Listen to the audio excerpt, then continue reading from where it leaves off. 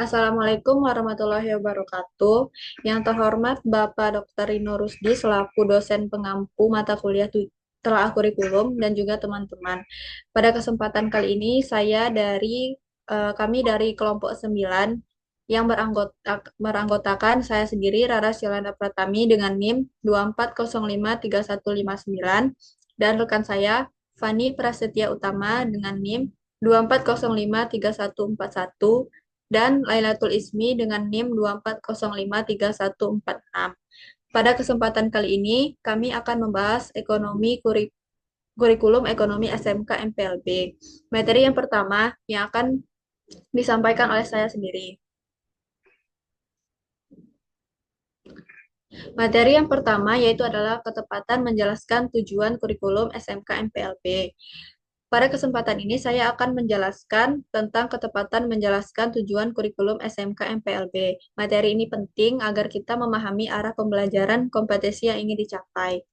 Apa itu kurikulum SMK MPLB? Jadi kurikulum SMK MPLB adalah kurikulum vokasional yang khusus untuk dirancang untuk mempersiapkan siswa bekerja di bidang administrasi, perkantoran, dan layanan bisnis. Kurikulum ini menekankan pada praktik nyata, penggunaan teknologi perkantoran, kemampuan layanan, serta penguatan karakter sesuai dengan profil pelajar Pancasila. Pentingnya kita mengetahui ketepatan itu menjelaskan tujuan itu karena tujuan kurikulum itu menjadi arah seluruh proses pembelajaran. Yang kedua, dapat memastikan guru dan siswa memiliki persepsi yang sama tentang apa yang harus dicapai. Yang ketiga, yaitu menjadi dasar penilaian apakah pembelajaran itu berhasil atau tidak. Yang terakhir yaitu menghubungkan pembelajaran dengan kebutuhan dunia usaha dan dunia industri. Next.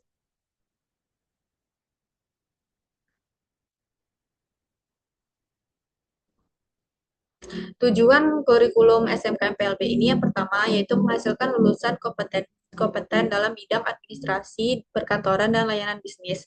Yang kedua, dapat membekali siswa dengan soft skill seperti komunikasi, etika kerja, pelayanan prima, dan kerjasama. Yang ketiga, yaitu mengembangkan keterampilan digital yang menunjang pekerjaan kantor secara modern. Yang keempat, menyiapkan siswa menghadapi dunia industri melalui pembelajaran proyek dan PKL. Dan terakhir, membentuk siswa dengan karakter profil pelajar Pancasila. Adapun tujuan spesifik kurikulum SMK MPLB ini, siswa mampu membuat, mengelola, dan menyimpan dokumen perkantoran dengan baik. Yang kedua yaitu mampu menggunakan aplikasi perkantoran seperti pengolah kata, spreadsheet, presentasi, dan aplikasi arsip digital. Yang ketiga, mampu memberikan pelayanan prima kepada tamu, pelanggan, dan pimpinan. Yang keempat, mampu menyiapkan kegiatan administrasi rapat, penjadwalan, dan perjalanan dinas. Yang kelima, mampu membuat produk atau layanan sederhana melalui proyek kewirausahaan.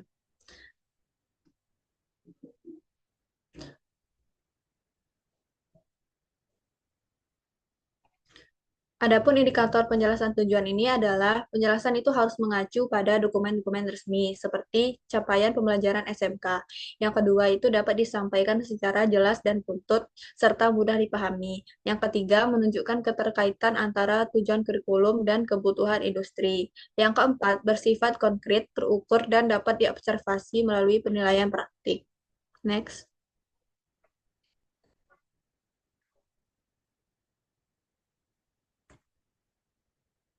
Selanjutnya saya akan menjelaskan isi kurikulum SMK MPLB.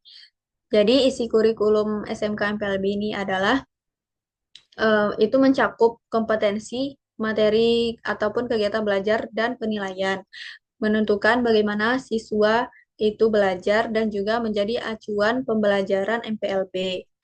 Uh, jadi, mengapa ketepatan menjelaskan isi kurikulum itu penting? Agar si guru dan siswa itu memiliki pemahaman yang sama, dan juga untuk menghindari kesalahan dalam membuat RPP ataupun modul ajar. Yang ketiga, supaya pembelajaran tersebut relevan dengan dunia usaha dan dunia industri. Yang terakhir itu menjamin kompetensi yang diajarkan tepat dan sesuai dengan kebutuhan kerja modern. Next.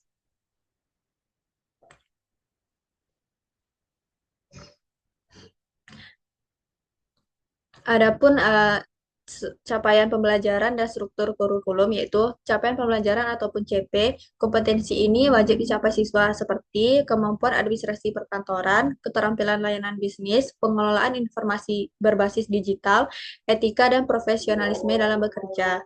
Adapun struktur kurikulum yaitu terdiri dari mata pelajaran umum seperti PKN, Bahasa Indonesia, dan Matematika. Adapun mata pelajaran kejuruan seperti teknologi perkantoran, korespondensi, kearsipan, layanan prima, bisnis digital, dan juga ada proyek profil pelajar Pancasila ataupun P5. Next.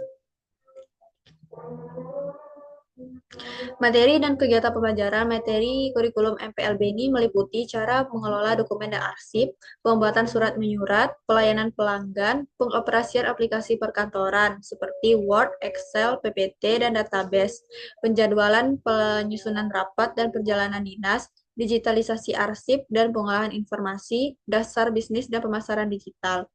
Adapun kegiatan pembelajaran ini dilaksanakan melalui simulasi kantor, praktek pelayanan tamu, pengolahan dokumen digital, mini project administrasi, project based learning atau PJBL, dan praktek kerja lapangan atau PKL. Next. Baiklah, itu saja yang dapat saya sampaikan. Selanjutnya, materi kedua yang akan disampaikan oleh Fani. Kepada Fani, dipersilakan.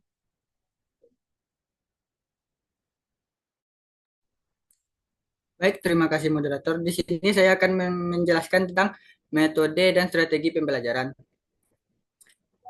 Yang pertama yaitu Project Based Learning atau PJBL. PJBL membuat siswa belajar melalui proyek nyata seperti membuat SOP, laporan, atau arsip kegiatan. Melalui proyek ini, siswa belajar merencanakan, bekerja sama, memakai aplikasi kantor, dan menghasilkan produk yang mirip dengan pekerjaan administrasi sebenarnya. Yang kedua yaitu Problem Based Learning atau PBL. PBL melatih siswa memecahkan masalah nyata seperti kesalahan arsip atau komplain pelanggan. Metode ini mengajak siswa menganalisis penyebab, mencari solusi, dan mengambil keputusan profesional seperti kondisi kerja yang ada di kantor. Yang ketiga yaitu Discovery Learning. Discovery Learning membuat siswa menemukan konsep sendiri melalui observasi dan analisis dokumen atau prosedur kerja. Pendekatan ini membantu siswa memahami alasan suatu langkah dilakukan, bukan sekedar hanya meniru saja. Yang keempat yaitu Work-Based Learning atau WBL. WBL menghubungkan pelajaran di sekolah dengan dunia industri melalui PKL, kunjungan kerja industri, dan teaching factory. Siswa mendapatkan pengalaman langsung tentang budaya kerja, SOP, dan cara kerja administrasi yang modern. Yang terakhir yaitu demonstration method. Guru memperagakan langkah kerja seperti penggunaan aplikasi kantor atau alat perkantoran lainnya. Siswa melihat contoh langsung sehingga lebih mudah memahami dan menirunya saat praktik. Adapun strategi dalam pembelajaran. Yang pertama yaitu strategi berbasis kompetensi. Strategi ini fokus pada kemampuan nyata yang harus dikuasai oleh siswa seperti mengetik dokumen, membuat surat, atau memberi layanan. Penilaian dilakukan berdasarkan apa yang benar-benar dikerjakan, yang dapat dikerjakan oleh siswa. Yang kedua itu strategi simulasi kerja. Strategi ini membuat kelas menyerupai kantor sehingga siswa berlatih sebagai front office, customer service, dan staf administrasi. Siswa terbiasa menggunakan SOP dan berkomunikasi secara profesional. Yang ketiga yaitu strategi berbasis proyek. Siswa diberi suatu proyek besar seperti membuat SOP, laporan, atau sistem arsip. Strategi ini melatih tanggung jawab siswa, kreativitas, dan kerja mandiri. Selanjutnya, strategi berbasis teknologi. Strategi ini memakai aplikasi digital seperti Word, Excel, Google Workspace, dan aplikasi arsip lainnya.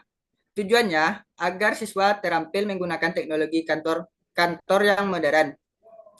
Terakhir yaitu strategi kolaboratif. Siswa bekerja sama dalam membentuk kelompok untuk membuat surat, mengarsip, atau menyelesaikan tugas layanan. Strategi ini melatih komunikasi, kerjasama, dan koordinasi kerja para siswa.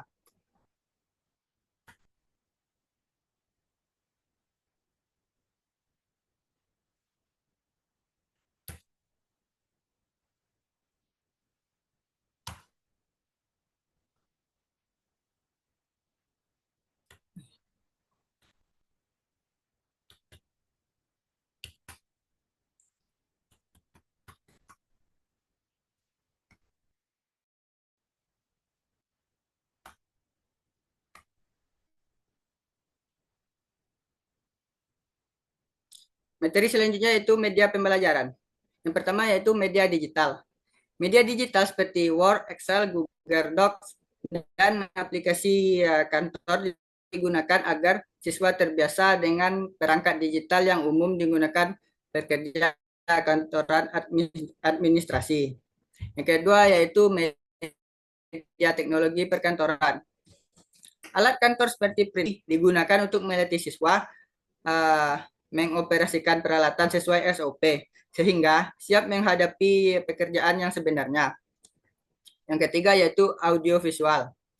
Video SOP, tutorial aplikasi, dan rekaman layanan membantu siswa memahami prosedur kerja secara visual, terutama untuk langkah-langkah yang sulit dijelaskan secara lisan. Selanjutnya yaitu media simulasi.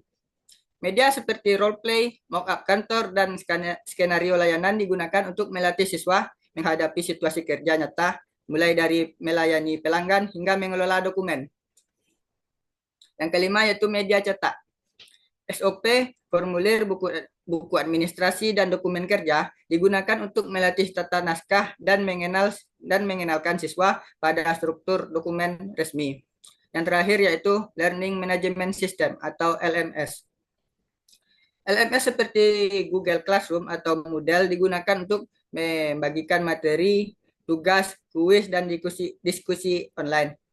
LMS membantu pembelajaran digital yang lebih fleksibel dan memudahkan guru memantau perkembangan siswa.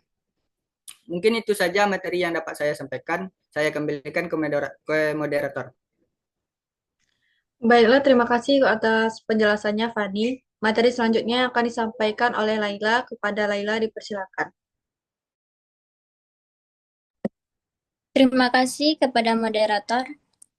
Saya akan menjelaskan tentang evaluasi pembelajaran, di mana evaluasi pembelajaran pada kurikulum SMK, Manajemen Perkantoran dan Layanan Bisnis, MPLB, merupakan proses penting untuk memastikan bahwa capaian kompetensi peserta didik telah sesuai dengan tuntutan dunia kerja, industri, dan profil lulusan SMK. Evaluasi pembelajaran tidak hanya menilai aspek kognitif, tetapi juga keterampilan praktis dan sikap kerja efektif yang sangat penting dalam bidang administrasi perkantoran. Next.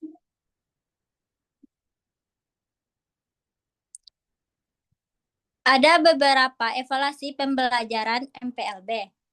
Yang pertama, kesesuaian dengan capaian pembelajaran atau CP, di mana evaluasi harus mencerminkan pengetahuan, keterampilan, dan sikap kerja sesuai kurikulum SMK, MPLB, seperti pengelolaan dokumen, korespondensi, administrasi perkantoran digital, dan pelayanan tamu. Yang kedua, penggunaan teknik evaluasi yang tepat, di mana teknik evaluasi harus mencerminkan pekerjaan nyata di lingkungan kantor.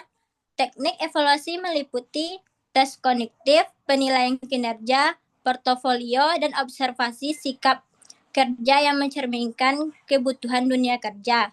Yang ketiga, prinsip penilaian autentik, di mana penilaian autentik menilai kompetensi nyata siswa dalam menggunakan aplikasi perkantoran, melakukan pengarsipan digital, berkomunikasi profesional, dan menyelesaikan pekerjaan sesuai SOP.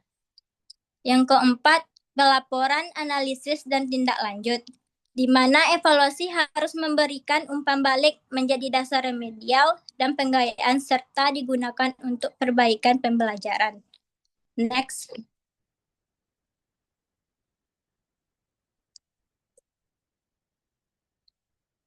Materi selanjutnya mengembangkan kurikulum SMK MPLB.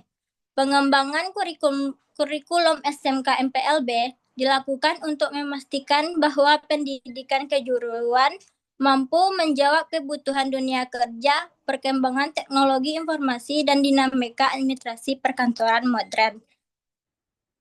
Next.